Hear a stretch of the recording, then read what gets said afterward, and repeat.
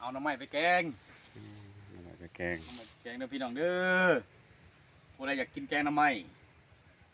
มาเอาน้ำมากินน้ำได้เด้อ ปลูกเองกินเอง ปลูกเองกินเอง หน้ำไม้เลี้ยงน้องเลี้ยงฮอดเอื้อย โอ้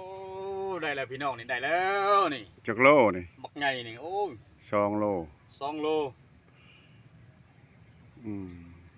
ไงเนาะ ยายพี่น้องโอ้ยมาเด้อผู้ใดอยากเด้อ เอาจนหมดนี่บ่ เอา2 หน่อ2 หน่อ เออ2 หน่อ 2 หน่อเด้อพี่น้องเด้อ โอ้หน่อใหญ่เด้อหั่น ตัวนี้ก็ใหญ่คือกันนี่พี่น้อง ตัว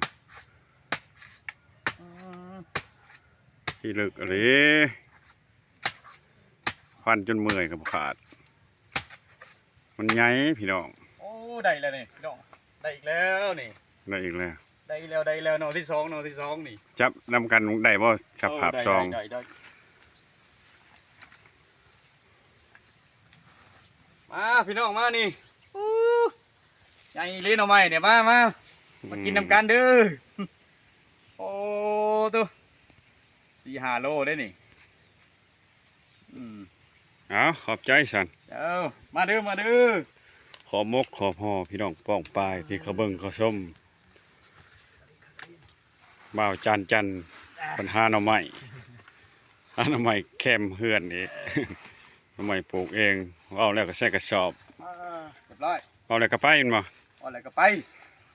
ขอบใจบ๊ายบาย บ๊ายบาย